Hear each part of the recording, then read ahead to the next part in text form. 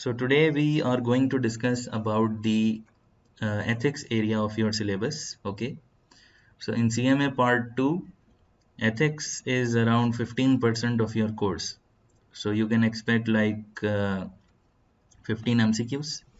Plus you can also expect an essay question, a full-fledged essay question, or to be part of other essay questions. Like maybe they will ask you an essay question on decision analysis. At the same time, they will give you two requirements or one requirement on ethics. Okay, so that is a must question in exam. So you have to prepare for it very well. Okay, because this is an important topic, and also I think one of the very few theoretical areas in your syllabus. Okay, so let's see. First of all, we will have a quick look on the IMA statement of ethical professional practice, and then we will look at some of the ethics essay questions, right? So let's start. First of all, before moving on, you should remember this basic idea that what is ethics actually. So I will give you a very simple example. If you see,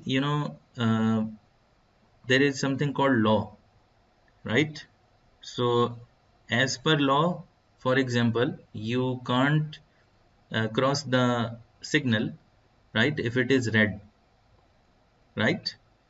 So if you are driving and you can see that the signal is red now, so you should stop your car, right?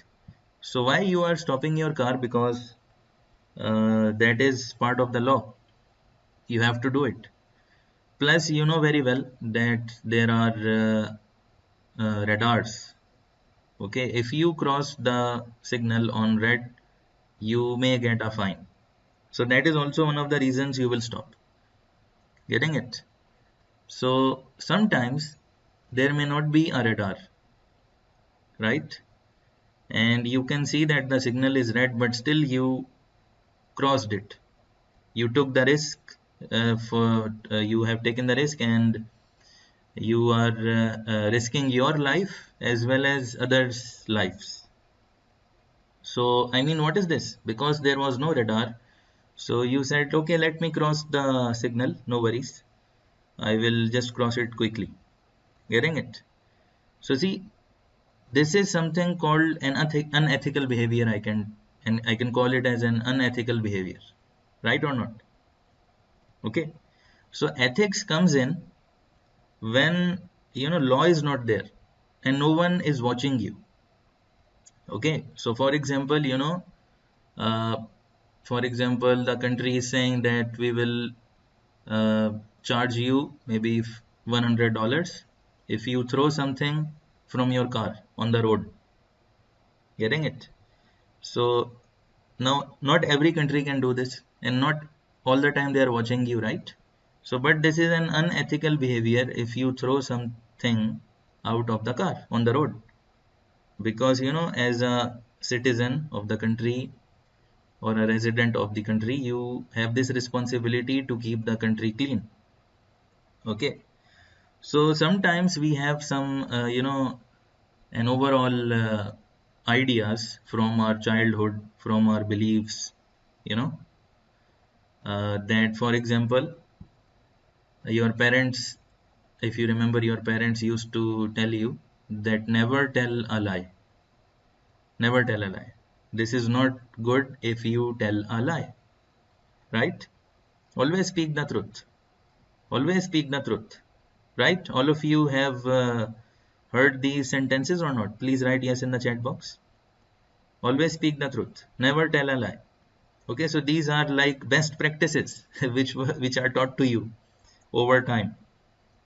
Okay, now see, assuming you are, like for example, having some coffee in a coffee shop, and you are the only person there, and the reception counter is a little bit far away, so you are having your coffee. Suddenly a person is coming into the coffee shop, running towards you. Okay, and hiding behind you. Actually, you are sitting on the corner, So the person just he is hiding behind you. Okay. Uh, a while later on, okay, a little bit, maybe like 5-10 seconds, an, another person is coming with a knife in the shop, okay, and you are the only person sitting there having coffee. So he came to you, okay, and he asked you, have you seen any person in this shirt or like this? He just mentioned his outlook to you. So what you will reply? Because now, then this second person has a knife now, and you are expecting that if I will tell him that the guy is behind me, so maybe this guy will kill him. Getting it? So what you will do at that time? Or maybe you will think that, if I tell him that he's not there and he found it, maybe he will kill me also. That why you didn't tell me. Getting the story, my friends? So here, see, you will not execute your benchmark that never tell a lie, right? You will tell a lie or not? Maybe you will try to save that person's life and you will say, no, I haven't seen anyone. Okay, please write yes in the chat box if you got the example. Now, similarly, a company may be a toy manufacturer. Let's take an example of a toy manufacturer. So they are manufacturing children toys. You know very well, to make these plastic stuff, they need to use some chemicals, right? Now, those chemicals can be beneficial or harmful, right, through the skin. And you know very well that children's skin is more sensitive, right? So because of that reason, if there is any chemical used in the manufacturing of toys which is harmful, so that is not good for children. Okay, so the owner of the company, or the board of directors, whoever it is, so they got to know that some of the chemicals we are using to manufacture this toy, they are harmful. But still, they say, no, we need to save cost, we need to save cost. So let it be there. We will see later on what will happen. Okay, let it be there. So they are not ethical, right? Because they don't care about the customers, in this case, who are children, and maybe they will get some skin disease because of those toys, right? So see, again, no one is there to see them in this situation, right? And they are still, not doing the correct thing. So here comes the ethics. Similarly, sometimes in the accounting, if you take example of accounting, there will be some companies who will do fraudulent financial reporting, right? So when you do a fraud means you are doing something intentional. You may increase your sales, you may decrease your expenses, or if you remember, there is something called cutoff. So you are manipulating the cutoff date, a sale which happened maybe on 2nd of January, you are recording on 31st of December. Getting it? So just to increase the sales of the current year. Or maybe there is an expense for the current year which you have incurred around the end of the year. You are deferring it to next year because you want to reduce the expense, right? So like intentionally manipulating the accounts to increase the share price and all those things. So again, see, maybe you will never be caught, right? But here comes the ethics again. Okay, so you have to be ethical. That's why in all the professions, whether you take example of accountants, whether you take example of auditors, lawyers, engineers, so all of them, they have code of ethics, right? Because the profession wants them to act in in an ethical manner to avoid harm to the society overall. So definitely we are not here to do PhD in ethics.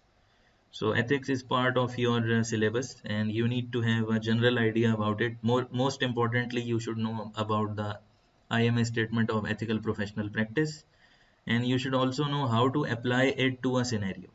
Okay, this is what is expected from you in this area, and there are some other discussions also which we will do later on. So let's start. I hope this introduction has given you some idea about what is ethics actually. Okay, if it's clear with you, please write yes in the chat box. Okay, if not, let me know. So, my friends, they say the members of IMA shall behave ethically. Okay, fine. A commitment to ethical practice, professional practice includes some principles, okay, that express our values and standards that guide member conduct. Fine. Now see, the principles and standards. Okay, there are two things. The first thing is principles, the second thing is standards. So ethical principles are honesty, fairness, objectivity, and responsibility. So examiner can ask you which of the following is not one of the principles. Okay, so they can give you, three of them and one something else. So something else that you have to select. So you need to remember honesty, fairness, objectivity, responsibility, right? These are principles. Now they are saying, first of all, you should act in accordance with these principles, and you should encourage others to act in accordance with these principles as well. Okay, so I think honesty by itself is very clear. If you remember in your childhood, you may have heard honesty is the best policy. How many of you have heard this thing? Honesty is the best policy. Let me know in the chat box.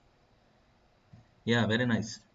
So honesty. But remember, we just discussed also that if you are honest, still you will not tell that person that the guy is hiding behind you, because in that situation, this principle will not apply. So it depends on a case to case basis. It depends on your personal judgment also sometimes. Okay. The code of ethics, they are not like, definite that you just apply them directly. You have to focus on your professional judgment also at times. Okay, so definitely fairness is also a very simple term. You know about it, right? So what is fairness? Like I just told you, that if the accountants will manipulate the financial statements, so this is unfair to the shareholders or not? I mean, you are not fulfilling your responsibility, because you should give them a fair presentation. Remember, this is an accounting principle also, fair presentation. So you have to show them proper comparisons, proper, uh, depreciation policies, all the principles are properly applied, accounting policies, accounting principles, the account should be free from error. So this is about accounts fairness, right? Similarly, if you remember, I gave you the example of that company which is using harmful material.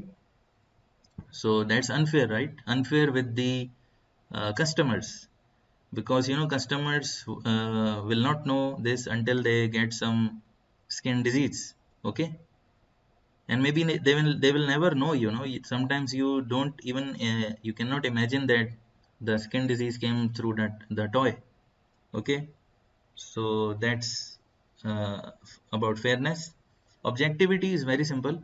Objectivity means, whenever you take any decision, you should base that decision on some evidence, some facts and figures. Okay, so if there is a subjective judgment about something, this is not good. Like for example, you are in HR and you decided to uh, bring up this case that we need to fire this employee. Why we need to fire this employee? Because you have a personal issue with that person. Getting it? So this decision or this act which you are doing, this is not based on objectivity. This is a subjective act, because that's based on your perception, on your personal issue with that employee.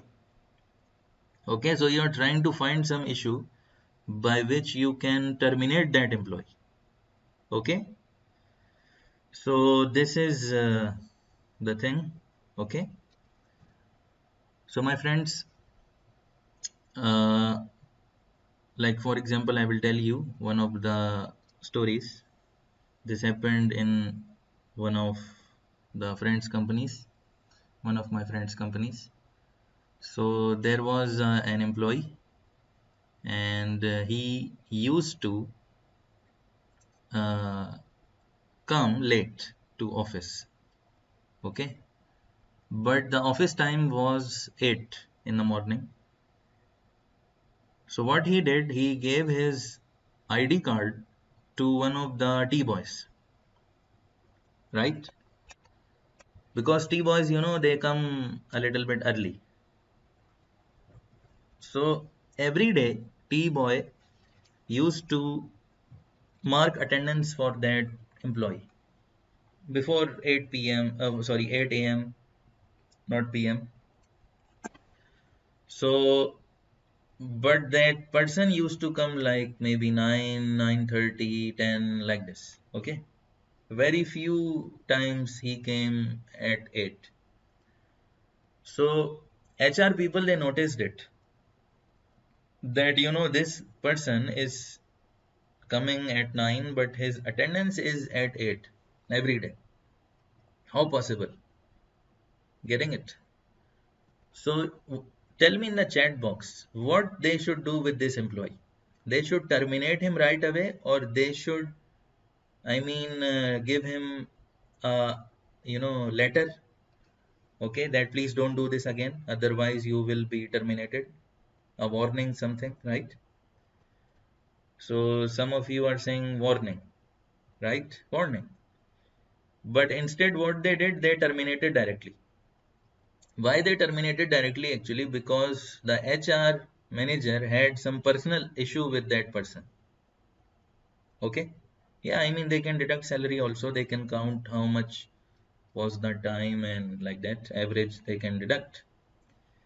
So this is what should have been done, right?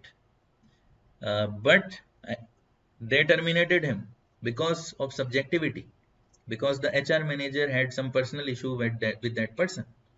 Getting it? Similarly, you know, you are going to audit a company or any process, anything, and you are not properly reviewing the documents, but you are saying, no, as per me, this is the problem. As per me, this process is not working properly, right? Without any evidence, without any facts and figures, you are saying this thing again and again.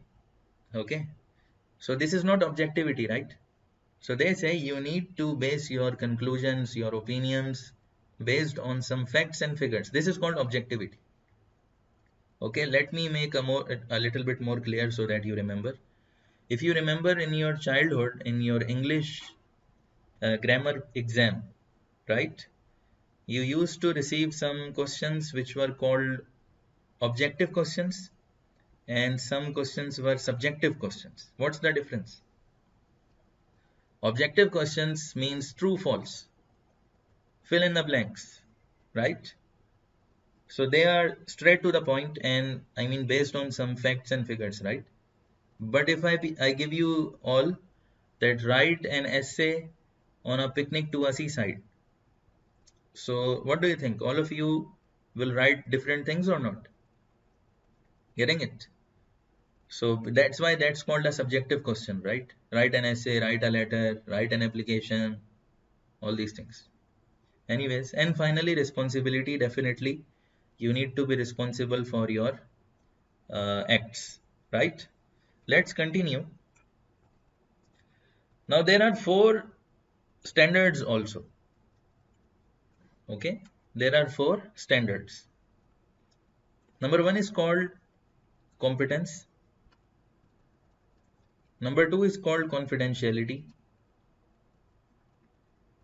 Number 3 is called integrity, and number 4 is called credibility. Okay, and then they are also telling you about resolving ethical issues. Right, let's see what do you mean by competence. Very simple. You you have to be competent to do a certain task, right? If you think that you are not competent for a certain task which is given to you, and you won't be able to fulfill that task properly, you should refuse that I am sorry, I cannot do this task. If you still want me to do this, please provide me some training or guide me. Getting it? So, for example, you know,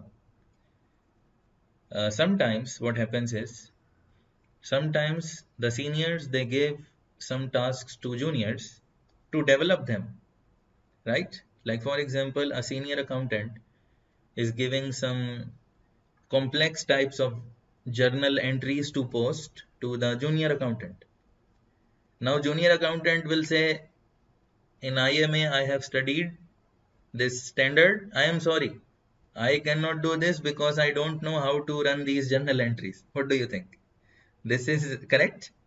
Write in the chat box. No, right? I mean, this is not what I'm talking about. You will do this. I mean, you will say, thank you so much. I really appreciate that you are giving me this opportunity. I would really appreciate if you can just give me a little bit idea about them so I can properly make these entries. Right or not? But see, the senior accountant will ultimately be responsible to chief accountant for these double entries.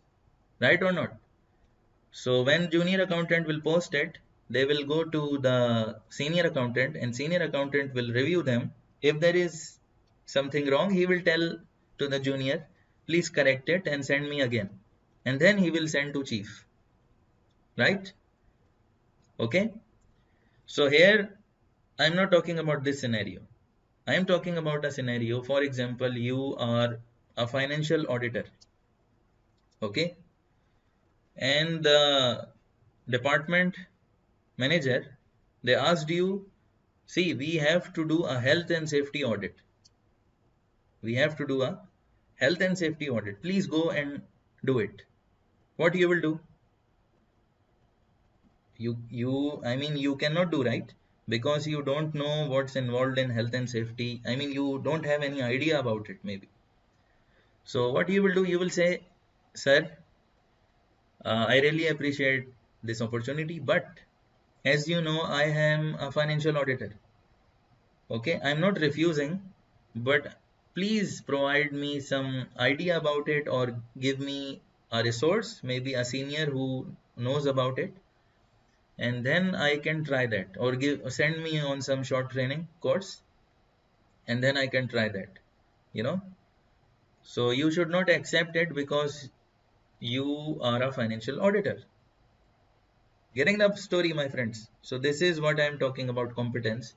And one more thing, you need to maintain appropriate level of professional leadership and expertise. Definitely, you need to enhance yourself. Okay, like in IMA, if you have seen, they are offering a certificate called CSCA. Right? What is this certificate? It is certified in strategy and competitive analysis. This certificate only those people can do, as far as I know, who are CMA qualified people. So once you do CMA, you can go for this certificate. But the learning anyone can do. I mean, they have a learning series for the certificate that anyone can do, but exam only those can give who have already passed CMA exams. Getting it? So they are working on your skills enhancement. Okay, similarly, many other webinars they conduct all the time, right? So other learning resources are there on the website if you have explored the IMA website, right? Anyways, so you should keep developing yourself. This is the competence standard. You need to perform your duties as per laws, regulations, and technical standards. Okay, so for example, if you are a CMA, but you are in internal audit also, right? And you are doing CIA, or you have already done CIA. So CIA, IIA has its own standards, right? But this is very simple. You need to follow the technical standards of internal audit also at that time. Okay, because in management accounting, we don't have internationally recognized standards till now, right? But we have in IFRS, right? So if you talk about a person who is making the financial statements, so they should perform their duties in accordance with the technical standards. And then you should provide some information, support, recommendations that are accurate, clear, concise, and timely. Okay, you should recognize and help manage the risk. Now see, why this is important and why I am highlighting these points, because examiner will give you in the scenario and he will ask you which of the following standards is involved in this case. Getting it? So then you have to select competence. Number 2 is called confidentiality. So definitely whenever you are in a company, any organization, you have to keep its information confidential, right? It can be the forecast, it can be the budget or any other sensitive information. Now see, financial statements for public listed companies, they are publicly available, right? So I mean, that is not a big issue because anyone can download it. I'm talking about other information which is not publicly available, right? Like most of the management accounting information is confidential because management accounting is for internal reporting purposes, right or not, my friends? But financial accounting, it's normally for external reporting. So depends, if it is publicly available, then that will not, this standard will not apply there. Okay. Now see, they say you keep the information confidential except, so remember this except, they say when disclosure is authorized or legally required. So for example, there is a court case going on for your against your company, and the judge called you and asked you to give some information about the case. You say, I cannot disclose because of confidentiality requirement. Getting it? So what court will tell to you? They will say, okay, very nice, thank you so much. Something like this they will tell you. Tell me. The court asked you, please let us know about this situation. You say, as per the IMA standard on confidentiality, I cannot disclose it. Can you say this? Maybe there is some case going on, money laundering or terrorist financing or any other thing, or any accounting fraud happened. You have to disclose it, right? I mean, as far as you know, to the best of your knowledge, you have to disclose it to in the court. In the court, you cannot say, I cannot tell you, right? So examiner can give you this statement. He can say you have to keep information confidential even if disclosure is authorized or legally required. True or false? Yeah, false. Because this is wrong statement. So remember this word accept. Huh? Then they say inform all relevant parties regarding appropriate use of confidential information. Very nice. So you have to monitor also that the information is kept confidential in the organization, right? So compliance department, security department, uh, legal counsel, they have some sensitive information which they have to keep confidential. Okay, confidential from whom? From unnecessary access, actually. See, some people, they are authorized to access information, fine, but it should not be accessed by other than those people. Got it? That's why you have password protections on the server, on the shared folder. You have certain access, right? Every time. I mean, if you are working in finance department at a certain level, so you will have access to a certain level. You cannot access maybe the even the financial statements because you are senior accountant and you are not authorized to view financial statements, and maybe you are, depends on company policy, that to how much extent senior accountant is able to see the information. Similarly, you cannot see HR information, you cannot see procurement information, like that. Anyways, now see, this is called insider trading. I hope you have heard this word. What is insider trading? It is when you use the confidential information for your personal advantage. Okay? So, for example, you are in the board and there is a discussion going on to acquire a new company. And this is expected that once we acquire the new company, the share price will go up because that will be perceived as a good acquisition in the market. Okay? So what you did, you normally board of directors, they are stopped. I mean, they are refrained from dealing in shares during that time because of this risk. So what you did, you informed your friends, your relatives, you know, that this is going to happen next week. So purchase as many shares as possible. Purchase as many shares as possible to get advantage, right? Getting it? So what is this? This is called insider trading and this is illegal. This is unethical and illegal, and this you can get maybe prison sentence or heavy duty fines depending on which country you are living. Okay. So anyways, apart from this insider trading, also let's take an example of a procurement fraud.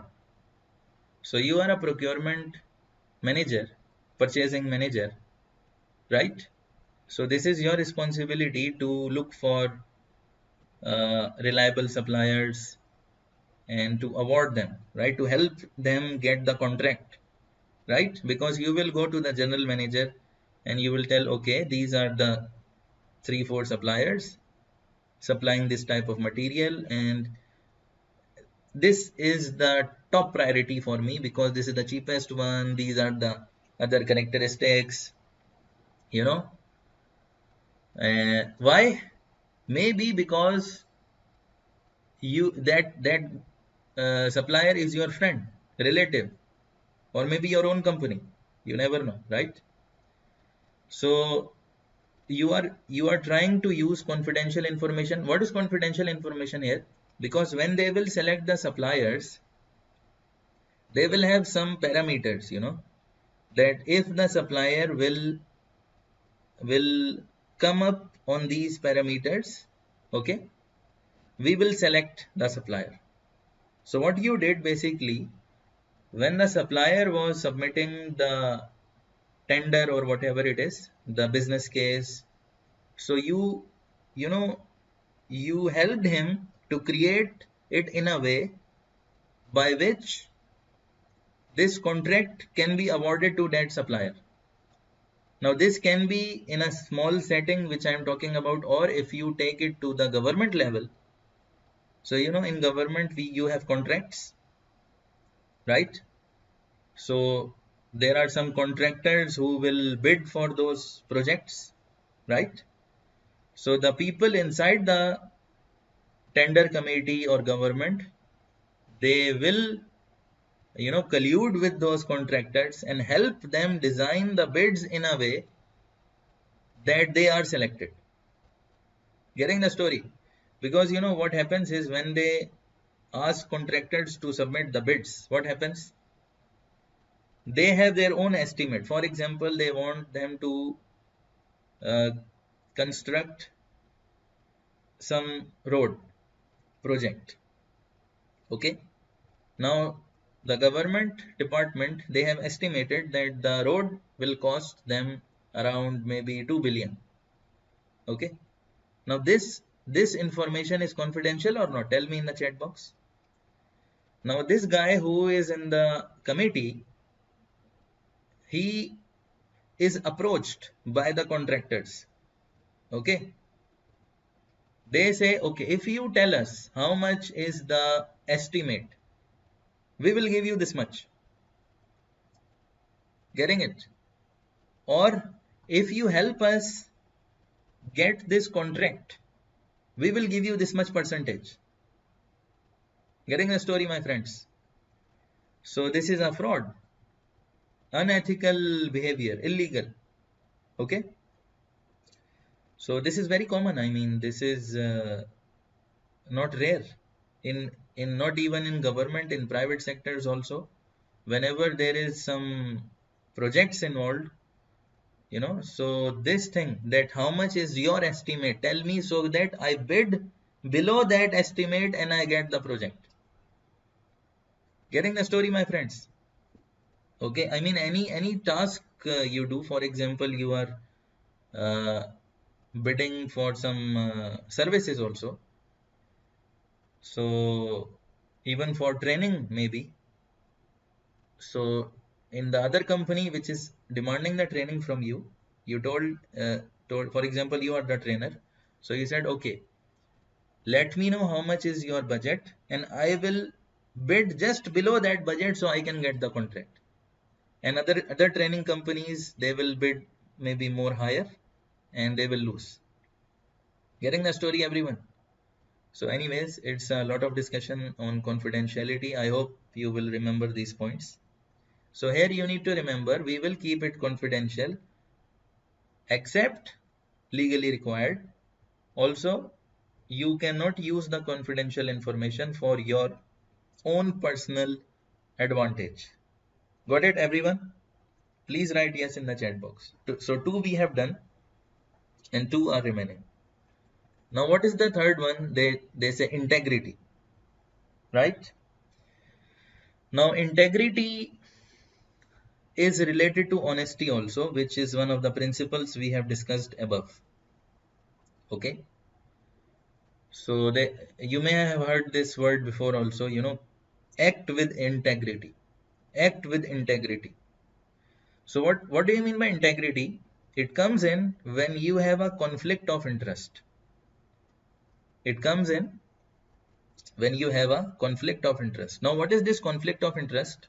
I will just highlight it for you. So, for example, you are an auditor. Okay. So, the department, they have put you on a team which is going to a company where your brother is working. Okay. Where your brother is working. What you should do? Tell me in the chat box. Shall you refuse to go there because your brother is working there? Shall you disclose them that your brother is working there? Okay, so see, there are two situations. First of all, you need to see that at which level your brother is working, at which level there, and which department he is working. Getting the story? So, for example, your brother is working in marketing department, maybe. So, you are going to audit there, right? When you go to audit, you are auditing financial department. So, your brother is working in marketing department. Does this create any conflict of interest? Because you know your brother is not in a position to take any advantage, right? Because he is in marketing, right or not? Okay, but if your brother is at a higher post, maybe you know marketing director or something, then to be on a safer side, maybe you can disclose this fact that my brother is there as a marketing director.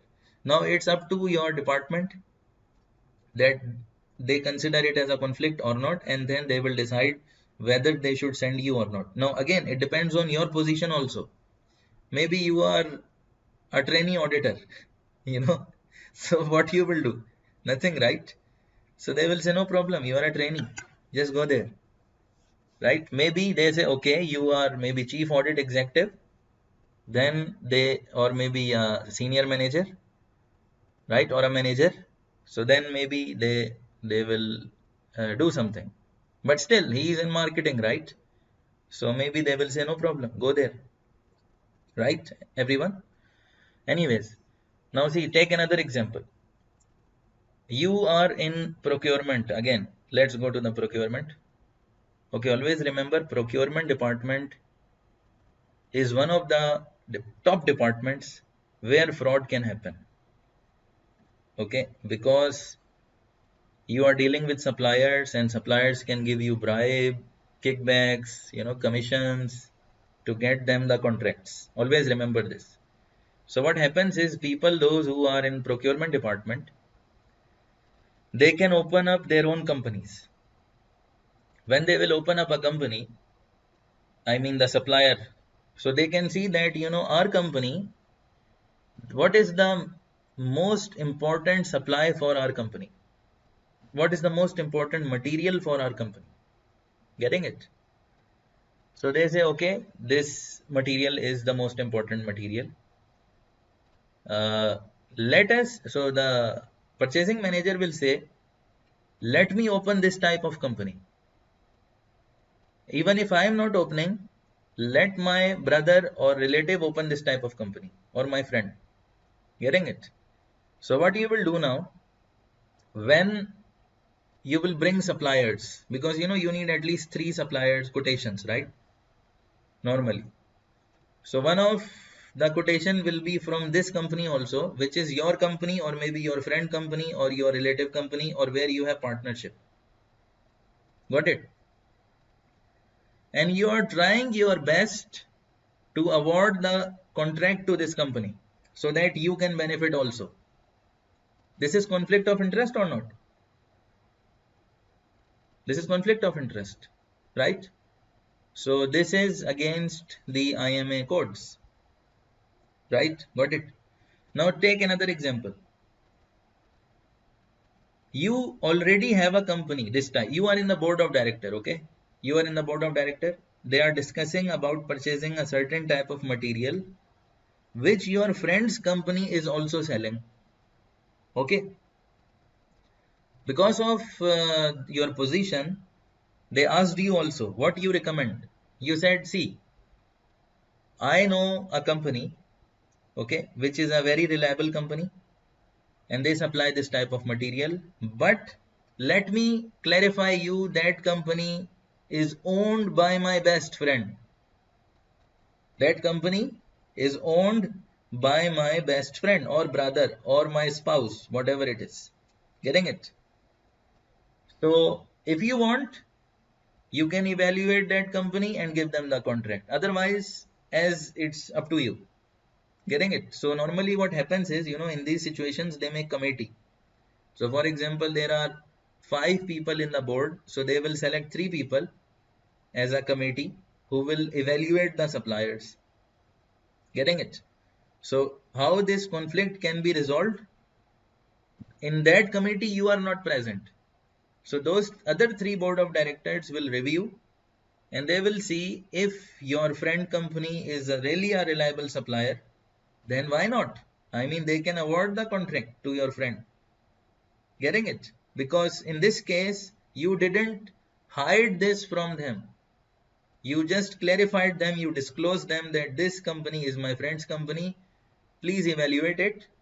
If you find it good, why not? Go for it. Getting it, my friends? So this is not a conflict. So examiner can give you these types of scenarios in MCQs, and they can ask you, is there a conflict or not? Or which of the standard is involved? Got it, everyone? So always remember, conflict comes in when you hide something. When you hide, later on it is revealed and you can lose your job. I hope you got the point. Okay. So my friends, I will tell you one of the stories again. In one of the companies, a purchasing manager and director, they were involved in fraud. Okay, so they were having discussions going on with suppliers that if you get us this contract, we will give you this much commission. So what happened was the IT department in that company, they reviewed the emails of those purchasing manager and director. Okay, and they found out this discussion going on. Getting it? This is how they caught them, and then they inquired, and then they fired. Getting it? Do you think in this case warning is required? What do you think? They should give warning to them? Because this is a big thing, you know. Because the other example I gave you, that was for an employee who was coming late and that thing. I mean, that is not a big issue. But in this case, they are on a senior position and they are taking kickback or commission. So definitely I mean, if you give warning letter, tomorrow again they will do the same thing, because trust is broken. Trust is broken. Getting it, everyone? So it's very difficult, you know, to keep them in the company anymore. Anyways, so let's move ahead. They say regularly communicate with the associates to avoid. Yeah, see, they saying communicate. If you think there is a conflict, communicate. Okay. Advise. You need to tell them that this is the potential conflict. Okay. Refrain. Refrain from engaging in any conduct that would prejudice carrying out duties ethically. Abstain from engaging in or supporting any activity that might discredit the profession. So remember this, huh? What's your profession? Management accounting. Okay. So contribute to a positive ethical culture and place integrity of the profession above your personal interests. Okay, so always you need to place the integrity of the profession over your personal interests. I hope it's clear with everyone. Please write yes in the chat box. The key word here is conflict of interest. Okay, so conflict of interest, whenever they say, that's relating to integrity. Okay, let's move ahead. Credibility, the final one. Credibility. So, you know, you may have heard this word before. Credible. I need a credible person, right? I mean, someone is starting to look for a new employee. They say we are looking for credible employees, credible, those who have credibility. Now, what they are trying to say actually, you will learn here. Okay. Now, we need someone who communicate the information fairly and objectively. I hope you know these two words already we discussed above. Okay. They should provide all relevant information that could reasonably be expected to influence intended users' understanding of the reports, analysis, or recommendations. Reasonably be expected to influence. So, for example, you know, this is the same example like I was telling you when you create financial statements. So, we need credible financial statements or not? What do you mean by credible financial statements? Which are fair, which are objective, right? Why? Because, you know, based on those financial statements, some shareholders will take some decisions, maybe to invest in a company or to divest from the company. Getting the story, everyone? Okay. So reasonably be expected to influence their understanding. So we need to provide all relevant information, and that's why, if you remember, in the financial statements, we include something called contingent liability. What is this contingent liability? We say, okay, we are having a court case going on, and there is a chance, maybe 40% chance, that we will lose the case, and we may have to pay this much penalty, right? This thing you have to disclose in financial statements because this is a contingent liability. Take another example. Same case, if it is more than 50% chance, what do you have to do? More than 50% chance that you will lose the case, this becomes a provision, and provision is a liability. So you have to record a liability. Although the court case is not yet finalized, but you will record a liability because it is more than 50%. Yeah, it is based on prudence concept that if you are foreseeing a loss, record it now. If you are foreseeing a gain, don't record it until it is realized. Okay, getting it, everyone? So this we already discussed before. I hope you remember. Now see, so what I am saying, we need to include all relevant information that can affect the influence, that can affect the decision of the decision maker, that can influence the decision of the decision maker who is relying on those reports. Getting it? It can be financial statements, it can be a budget, it can be a forecast, any other working, anything. Okay? Report any delays or deficiencies in information, timelines, processing, or internal controls in conformance with organization policy and or applicable law. Okay?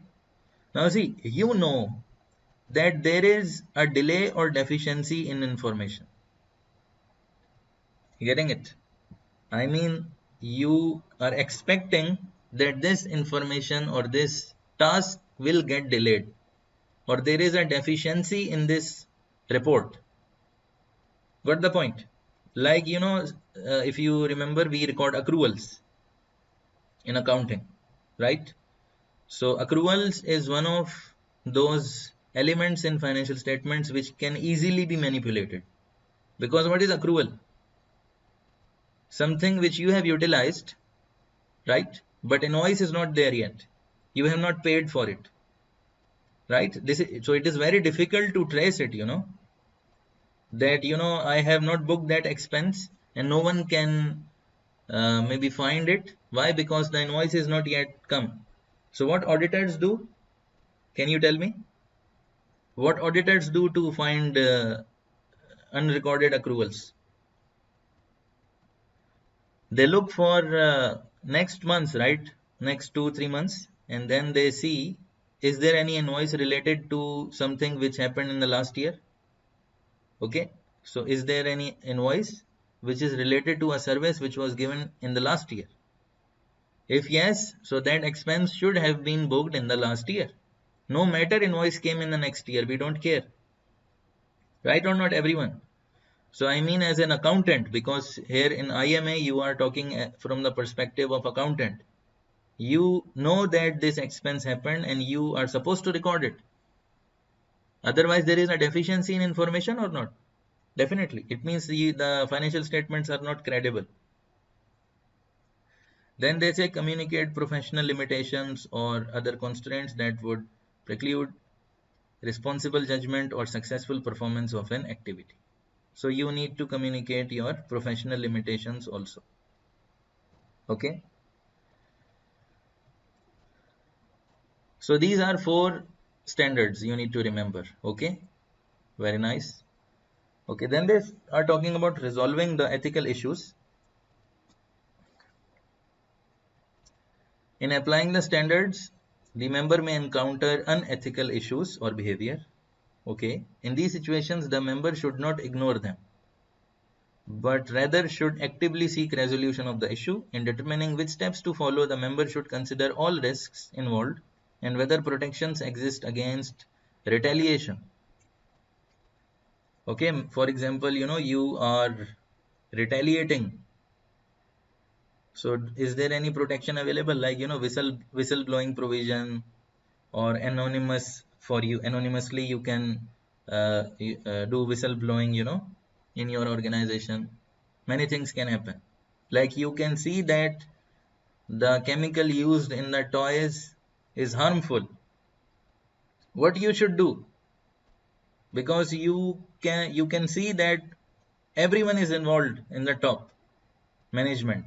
So to whom you will report? If you report them, you are in trouble, right or not? Getting it or not, my friends? So maybe there is no protection available for you if you retaliate. So this is what they are talking about. So they are saying when faced with unethical issues, the member should follow the established policies. First thing, this is the first step. You should follow what? The policies of the organization, including use of an anonymous reporting system. This is what I just talked about. there can be a whistleblowing system where you can anonymously raise this point. Maybe you can see there is a fraud going on, you can report it. Okay, depends on the environment of the organization. If the organization does not have established policies, there are no policies, then you should consider the following three. How many? 1, 2, 3. Okay. But what is the first step? Always remember, first step, go with the policies. If there are no policies, then you go for these. Number 1, discussion with your immediate supervisor. Discuss with your immediate supervisor. Tell your senior that I am facing this unethical issue, or I can see there is a fraud going on, you know, or any other thing what we have seen. I mean, I have discussed so many examples with you, you know. If the supervisor appears to be involved, you can see that supervisor is also involved. You are expecting the issue could be presented to the next level of management, then you will go to the next level. For example, you are accountant and you think that senior accountant is doing some wrongful act, getting it? So you should go to chief accountant. Got the point, my friends? If you think chief accountant is involved, you should go to the finance manager. If you think finance manager is involved, you go to the finance director. If you think finance director is involved, you go to the CEO. Getting it to the next level. Okay. Next level. Remember, huh? Okay. So people are asking if CEO is involved, then we are looking at it. Wait, please. So maybe you can go to your home. Okay. Or maybe go to the chairman. Right? Who is above CEO? Chairman. Sometimes, you know, CEO and chairman, they are also the same people. Okay. Then maybe you can go to the owners. IMA offers an anonymous helpline. Okay. This is very good news for you. They offer you an anonymous helpline. Okay. That the member may call to request how key elements of this IMA statement could be applied to the ethical issue. So you can call them and you can ask them, you know, I am facing this issue, how to resolve it. So this is good news for you. Okay. The member should consider consulting his or her own attorney to learn of any legal obligations, rights, and risks concerning the issue. You can also go to your lawyer if you are confused. Okay, lawyers can help out also. Okay. And finally, if you think that, you know, you are not successful in resolving this ethical issue, what you will do? You will go to your home. Right or not? So you can consider resigning from the organization. Got it, everyone? Okay. So this is the steps. Step 1 is you should act as per the established policies of the organization and try to use an anonymous system if it is available, right? If there is no policy, what you should do? You should discuss with your immediate supervisor. If your immediate supervisor is involved, you should go to the next level, okay, above your supervisor. Then they are also telling you that there is a helpline for you. You can call and you can discuss. And also you should try to go to your own lawyer or to discuss if there is any legal implication if you disclose the fact. Getting it? Also, this is not written here. I will tell you something extra. Okay. So sometimes, you know, you have to disclose information due to public interest.